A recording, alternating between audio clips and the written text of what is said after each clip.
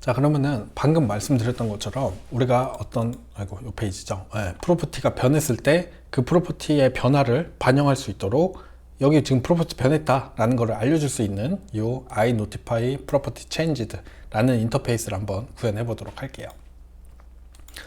간단하거든요. 그래서 인터페이스이기 때문에 이 유저를 I notify property changed 라는 거를 상속하도록 만들어 주시면 돼요. 빨간 줄이 뜨고 있죠. 마찬가지로 네임스페이스 추가해 주셔야 되고요. 인터페이스 같은 경우에는 이것도 한번 보여드렸었던 것 같은데 굉장히 편리하게 이 인터페이스를 우리가 구현을 하려면 어떤 기능들이 필요한가, 또 비주얼 스튜디오에서는 컨트롤 점 해주게 되면은 인터페이스 구현이라는 거를 자동으로 이렇게 추가를 해줍니다. 자, 여기 보이시다시피 우리가 이 이벤트 프로퍼티 체인지드 이벤트 핸들러를 구현을 해 주셔야 돼요. 자, 얘는 어떻게 구현을 해 주냐고 보면은 이렇게 구현을 해 주시면 됩니다. 우리가 사용할 여기다가 등록을 해줄 이벤트 핸들러를 만들어 주시면 돼요. 그래서 notify property changed라는 이벤트를 만들어 줄 거고, 스트링으로 프로퍼티의 네임을 받도록 이렇게 구현을 해주시면 됩니다. 자, 그리고 얘 같은 경우에는 우리가 어떻게 해줄 거냐면, 만약에 프로퍼티 체인지드라는 이벤트, 여기 요 이벤트죠. 요 이벤트가 발생을 했을 때 얘가 널이 아닐 때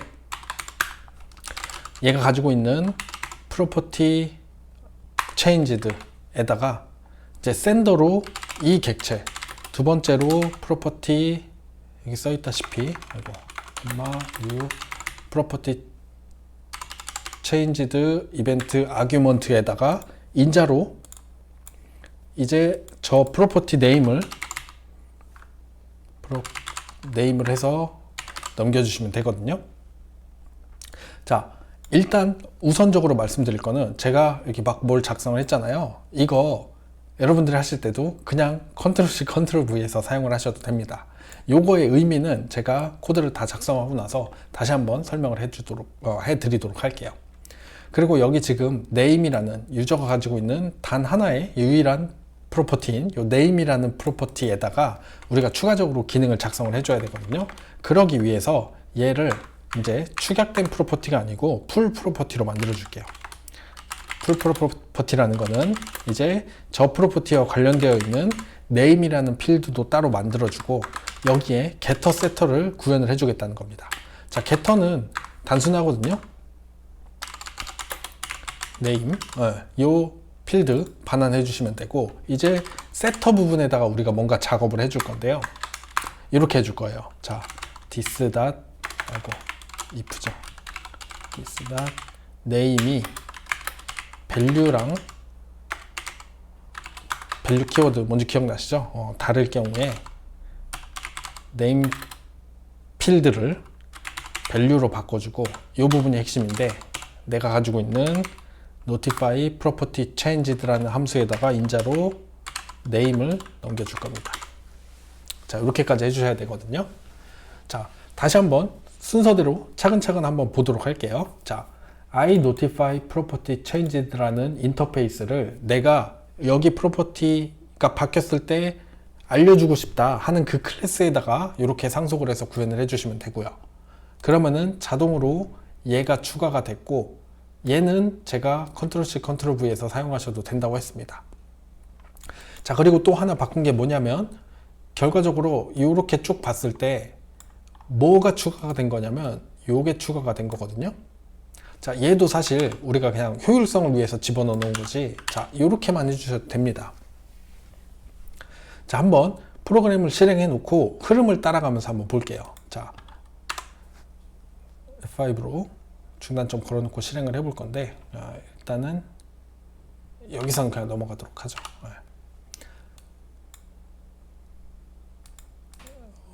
잠시만요. 저 스트링 네임 프로퍼티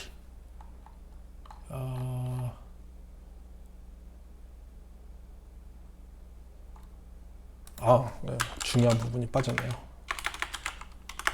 name은 value. 요걸 안 해놔서 그랬죠.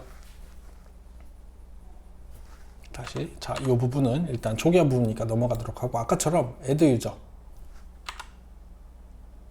이것도 넘어가도록 할게요. add user, delete user. 잘 동작하는 걸 볼 수 있습니다. 자, 아까 안 되던 게 뭐였죠?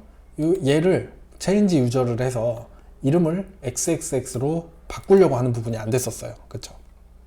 자, 다시 한번 가봅시다. 지금 이 48번째 줄이 우리가 이 레이블을 클릭하고 나서 이 change user라는 버튼을 누르면 진입하는 이벤트 핸들러 함수였어요. 그쵸?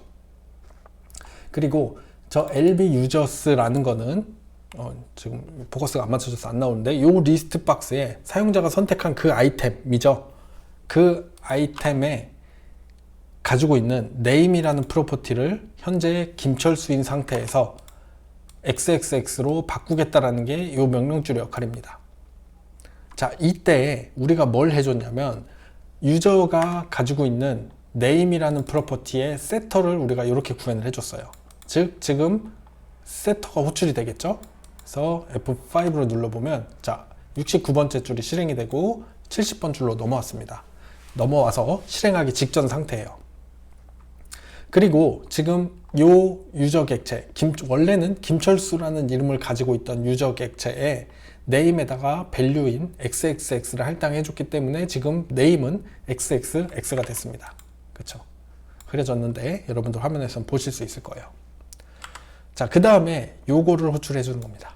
자, this라는 거 뭐 생략해도 되겠죠? 지금 유저라는 클래스가 가지고 있는 notify property change라는 함수를 호출하는데 인자로 name이라는 스트링을 집어넣어 줬어요. 자, notify property changed 함수로 들어가 볼게요. 아까 만들어 놓은 요 놈이죠. prop name에 name이 들어 있고요. 자, property changed가 널이 아니면 얘죠. 얘가 널이 잠시만요. 널이 아니면 진입을 안 하네요. 잠시만요.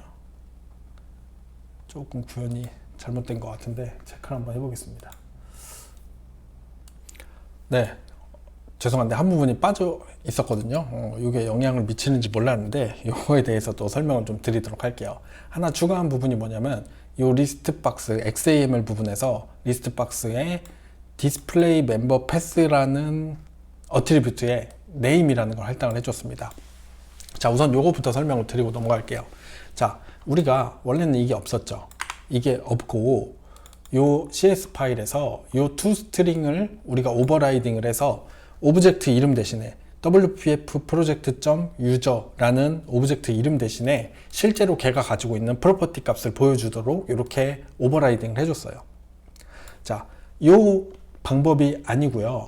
요거를 없애고 실제로 우리가 요 리스트 박스에다가 어떤 기능을 넣어줄 수가 있냐면은 자, 리스트 박스에 아까 아이템 소스가 있었죠. 아이템 소스 안에 객체들이 여러 개가 있을 거란 말이에요.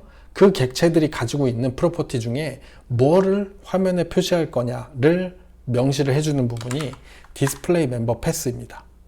자, 그래서 좀 복잡하실 테니까 따라가 볼게요. 저도 좀 복잡한 것 같은데, 자, 리스트 박스가 있고 그 리스트 박스의 위쪽으로 한번 가보면 아이템 소스를 users라는 리스트로 해줬습니다. 정확히 얘기하자면 observable collection이고요. 저 observable collection은 리스트 같은 거라서 그 안에 여러 개의 객체들을 가지고 있을 텐데 그 객체들은 모두 유저 타입이죠. 그러면은 이 리스트 박스 안에 하나하나 보여줄 것들이 각각 유저의 객체이고 그 유저 객체 안에 프로퍼티들이 있을 건데 그 프로퍼티 중에 어떤 프로퍼티를 요 리스트 뷰 화면에 리스트 박스 화면에 표시할 거냐라는 걸 명시해 주는 부분이 이 부분이에요. 그래서 name이라는 프로퍼티를 보여줘라 라는 거고요. 자, 얘를 안 하면 왜 문제가 되는지 생각을 해봤는데 그거예요. 그러니까 만약에 이 리스트 박스에다가 name이라는 프로퍼티를 보여줄 게 아니면 우리가 요 프로퍼티가 바뀌든지 말든지 상관이 없다는 거죠. 무슨 얘기인지 아시겠어요? 자, 소스가 있고 타겟이 있는데 소스의 데이터를 타겟에 보여줄 겁니다. 자, 그런데 타겟에 보여줄 프로퍼티가 아니에요. 그러면은 소스가 바뀌었다는 거를 이 UI 쪽에 알려줄 필요가 없다는 거죠. 왜? 화면에 안 보여줄 거니까. 그래서 이 프로퍼티 체인지드가 계속 널인 상태로 남아있는 거였는데, 우리가 화면에 보여줄 게 네임이니까 네임이 바뀌었을 때 알아차려라 라는 기능이 좀 필요해요. 그래서 요건 어떻게 보면은 요 리스트 박스의 좀 특징적인 부분이라고도 볼 수 있어서, 아마 그 실습 우리가 그 날씨에 만드는 부분까지 같이 보면서 설명을 한번 더 들으시면 조금 더 정확히 이해가 되실 텐데, 일단은 요거를 추가해 놓은 상태로 지금 제가 말하는 내용이 이해가 되셨으면 좋고요. 일단은 그냥 진행을 해 보도록 하겠습니다. 자, 다시 한번 가볼게요. 여기죠. 요 세터 부분에 중단점을 걸어 놓고 다시 한번 실행을 해 볼게요. 처음에 초기화 부분에서 호출되는 건 일단 신경 쓰지 마시고, 자, 김철수를 XX로 바꾸고 싶다고 change to user를 하면은 여기로 넘어왔는데, 사실은 요 버튼 이벤트 핸들러 여기를 거쳐서 여기로 넘어온 거죠. 네, 여기로 넘어왔습니다. 자, 그러면은 이제 요거를 얘기를 해볼게요. 자, 얘를 실행을 한다는 거는 notify property changed라는 함수에다가 name이라는 인자를 넣어서 호출한다는 얘기예요. 그러니까 여기로 넘어가게 되겠죠. 자, 그리고 이건데 지금 this.property changed라는 값이 null이 아니고 값이 뭔가가 들어가 있죠. 자, 볼게요. 우리가 이마가 왜 이렇게 빨갛지? 우리가 요 I notify property changed라는 인터페이스를 구현을 하려고 했더니 자동으로 추가된 애가 얘였습니다. 그렇죠? 자, 그 얘기는 뭐예요? 우리가 프로퍼티가 바뀌었을 때 무언가를 하도록 여기에다가 값을 집어넣어줘야 된다는 얘기예요. 그래서 지금 이 프로퍼티 체인지드에다가 우리가 요런 함수를 호출을 해주고 있는데, 잠시만요. 정확히 얘기하자면은 이제 프로퍼티 체인지드라는 정의를 한번 가서 볼까요?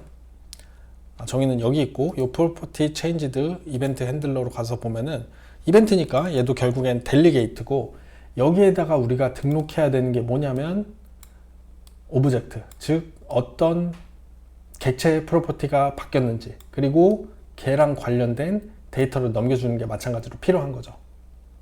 자, 그래서 우리가 여기 main.cs 파일 쪽으로 가보면은 저 함수를 호출을 해주는데, 얘 지금 이벤트고 델리게이트니까 함수죠. 그 함수를 호출을 하는데 첫 번째 인자로 어떤 객체의 프로퍼티가 바뀌었는지, 그리고 두 번째 인자로 어떤 프로퍼티가 바뀌었는지를 넘겨주는 거예요. 자, 지금은 name이라는 프로퍼티 하나만 있지만은 사실은 name도 있고 뭐 age도 있고 height도 있고 여러 가지 데이터가 있을 수가 있죠. 그것들 중에 어떤 프로퍼티가 지금 바뀌었는지를 여기 요 prop name이라는 스트링을 사용을 해서 알려주는 겁니다. 그리고 그거를 알려주는 거를 이 함수를 호출함으로써 해주는 거죠. 이해가 되세요? 그리고 사실 더 지금 생각을 해보니까, 자, 얘를 더 극단적으로 줄여보자면, 그러니까 일반적으로는 이런 식으로 분리를 해서 구현을 하는 게 맞는데, 함수를 호출했다는 얘기는 사실 이렇게 한 것과 다름이 없죠. 무슨 얘기인지 이해가 되세요? 근데 prop name을 여기서 넘겨줄 수 없으니까 우리가 인자로 이렇게 받아오게 하는 겁니다. 자, 어떤 프로퍼티가 바뀌었는지 그 바뀐 프로퍼티의 이름을 스트링으로 넘겨주는 거예요. 그리고 그거를 여기 요 이벤트 핸들러의 두 번째 인자인 요 프로퍼티 체인지드 이벤트 아규먼트에다가 집어넣어줘 가지고 호출을 하는 거죠. 좀 이해가 되시나요? 그러니까 이렇게 바꾸면 좀 복잡해질 수도 있는데, 한번 조금 더 만들어 볼게요. 그러면은, 자, 여기다가 지금 name이라는 프로퍼티 하나만 있죠. 그럼 name 말고 프로퍼티를 하나 더 만들어 봅시다. 우리가 저런 다른 프로퍼티도 바뀌었을 때 어떻게 표시해야 되는지 한번 생각을 해 볼게요. 자, 여기다가 프라이빗으로 age. 나이를 같이 한번 추가를 해보도록 할게요. 그리고 프로퍼티로 대문자로 시작하는 age를 만들어주면 되겠죠.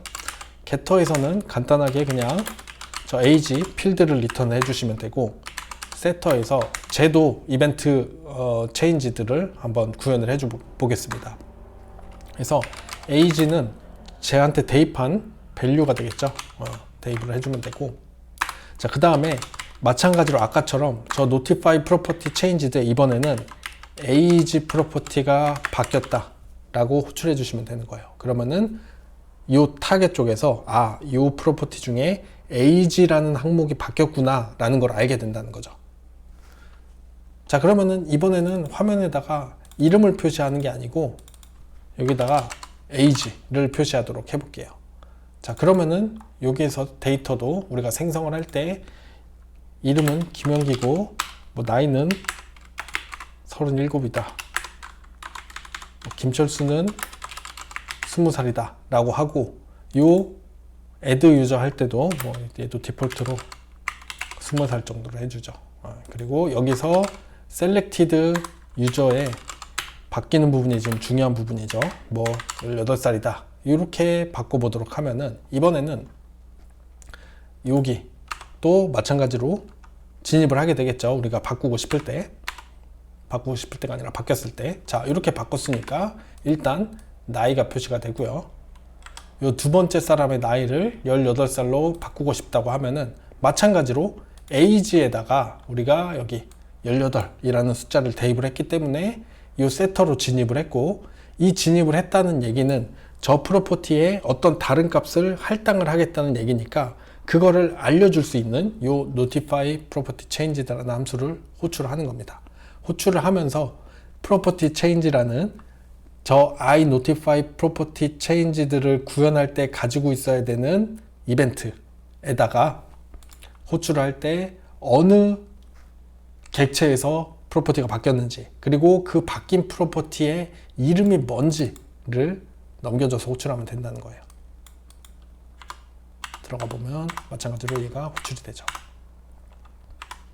그리고 아까 예외적으로 이 프로퍼티 체인지드가 널인 상태는 뭐다? 우리가 이 데이터를 바꿔서 어딘가에 보여주려고 할 때가 아니면 굳이 프로퍼티 체인지드라는 이벤트를 날리지 않는다. 이렇게 생각을 하시면 될 것 같습니다. 설명하다 보니까 좀 이해하기 어려우실 수 있을 것 같아요. 명확하게 이해하셨으면 아주 좋고요. 헷갈리시는 부분이 있다고 하면은 최소한도 이거예요. 자, 예를 들자면 제가 여러분들한테 과제를 내주고, 자, 만약에 이런 게 없어요.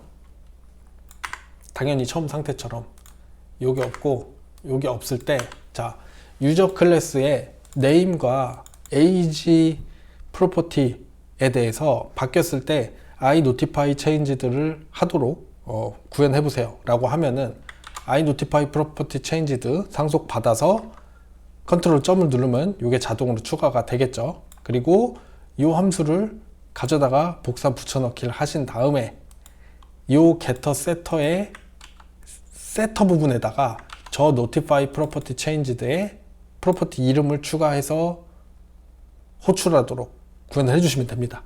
그러면은 모든 게 해결이 돼요. 이해가 되시죠? 구현할 때는 이렇게만 해주시면 돼요. 그리고 뭐 다시 요약을 해서 말씀을 드리자면은 그런 거죠. 사실 이 의미만 이해하시면 되거든요. 지금까지 우리가 컨트롤과 컨트롤을 연결시킬 때는 이쪽에 프로퍼티에 뭔가 값이 변했을 때 이쪽 프로퍼티에 반영해서 보여줬어야 됐어요. 그 얘기는 이쪽 프로퍼티가 뭔가 변화가 생겼다는 거를 바인딩하는 놈이라고 하면 좀 그렇죠. 그러니까 바인딩을 하는 메커니즘이 파악을 할 수 있었는데, 그 파악을 할 수 있는 이유는 디펜던시 프로퍼티면은 그 값을 바꿨을 때 자동으로 알려주도록 하는 기능이 구현되어 있었던 거예요. 자, 그런데 앞으로 볼 것처럼 이번에는 이 소스 부분이 UI 컨트롤이 아니에요. 그래서 디펜던시 프로퍼티가 아니에요. 그러면은 우리가 뭘 해줘야 되냐?